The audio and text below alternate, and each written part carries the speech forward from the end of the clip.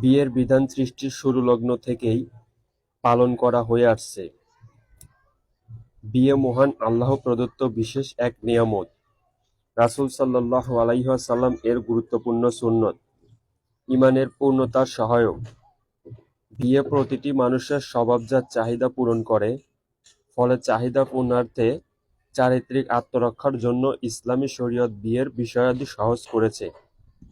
এছাড়াও বিয়ে আদর্শ পরিবার গঠন, জৈবিক চাহিদা পূরণ এবং মানসিক প্রশান্তি ও বংশবৃদ্ধির প্রধান উপকরণ। তবে বিয়ে যেহেতু শরীয়তের বিধিবিধান নিয়ম মেনে চলে, তাই সেক্ষেত্রে শরীয়তের নিয়ম অবশ্যই মান্য করতে হবে। শরীয়তে যেসব নিয়মবিধি নির্ধারণ করে দিয়েছে, সেগুলো অনুকরণ না করলে বিয়ে বৈধ হবে না, এই বিয়ে অবৈধ বলে গণিত হবে। যেসব নারীকে বিয়ে করা হারাম। নিম্নে বর্ণিত ১৩ প্রকার নারীকে বিয়ে করা হারাম। ১.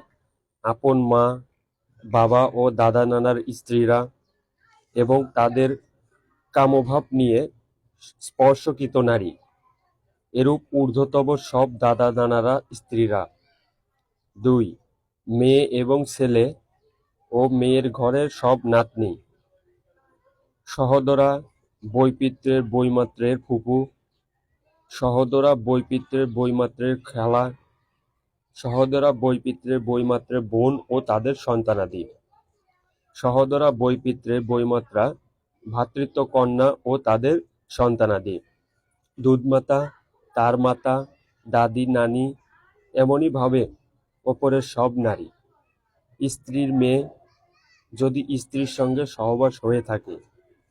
পুত্রবধূ আপন ছেলের হোক বা দুধ ছেলের হোক।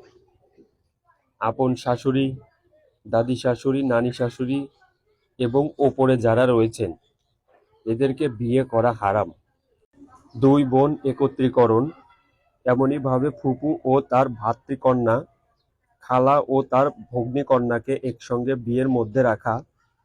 উল্লিখিত রক্ত সম্পর্কের কারণে যারা হারাম হয়েছে, দুধ সম্পর্কের কারণেও তারা সবাই হারাম হয়।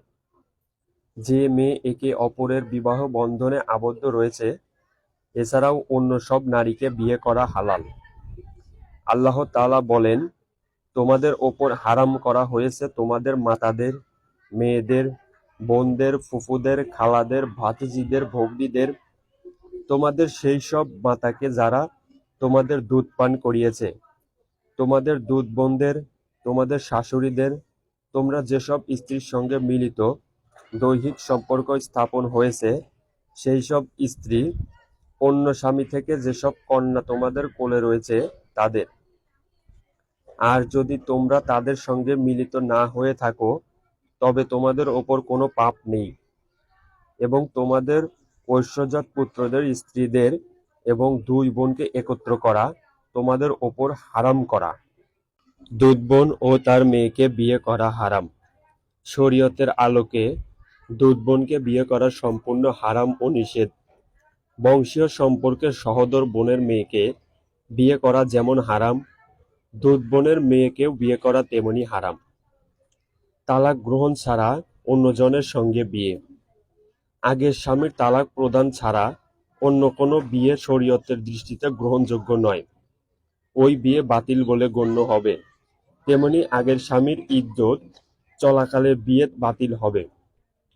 অবৈধ সৎসঙ্গিনীকে মেয়েকেও বিয়ে করা হারাম। যার সঙ্গে অবৈধ শারীরিক সম্পর্কে রয়েছে, তার মেয়েকে বিয়ে করাও অবৈধ, কেননা ওই মেয়ের সঙ্গে এখন তার কোনো সম্পর্ক হয়ে গেছে। ইহুদি ও খ্রিস্টান মেয়েকে বিয়ে করা। বর্তমান যুগের ইহুদি ও খ্রিস্টান ধর্মাবলম্বী বলে যারা পরিচিত, নির্ভরযোগ্য মতানুসারে তারা ইহুদি খ্রিস্টানের মূলনীতির অধিবাসী। বর্তমানে বাস্তব তাহলে কিতাব নেই বললেই চলে। এছাড়া বর্তমানে তাদের নারীদের বিয়ে করা অনেক ফিতনার কারণ হয়ে থাকে, বিধায় তাদের বিয়ে করা বৈধ নয়। তবে এ ধরনের নারীর সঙ্গে বিয়ে হয়ে গেলে তার ব্যাপারে খোঁজ নিতে হবে সে প্রকৃত অর্থে মুসা আলাইহিস সালাম এর আনীত ধর্মে বিশ্বাসী কিনা, তাওরাত ও ইনজিলে বিশ্বাসী কিনা এবং আল্লাহকে বিশ্বাস করে কিনা। যদি সত্যি তা হয় তাহলে তাকে দাওয়াতের মাধ্যমে মুসলমান বানানোর চেষ্টা করার শর্তে ওই বিয়েকে বাতিল করা যাবে না। আর যদি প্রমাণিত হয় যে সে নাস্তিকায় বিশ্বাসী, তাহলে এই বিয়ে বাতিল বলে গণ্য হবে। এই বিয়ে কখনো ইসলামী শরীয়তের মতে বৈধ হবে না। শরীয়তের দৃষ্টিতে মুসলিম পুরুষ কোনো হিন্দু মহিলাকে, তেমনি মুসলিম নারী কোনো হিন্দু পুরুষকে বিয়ে করতে পারে না, যতক্ষণ না তারা ইসলাম ধর্ম গ্রহণ করবে। ইসলাম ধর্ম গ্রহণ ছাড়া বিয়ে অবৈধ হবে। এ ধরনের বিয়ে শরীয়তে বিয়ে বলে গণ্য হবে না। আল্লাহ তাআলা বলেন, তোমরা মুশরিককে বিয়ে করো না, যতক্ষণ তারা ঈমান না আনবে এবং মুসলমান না হবে।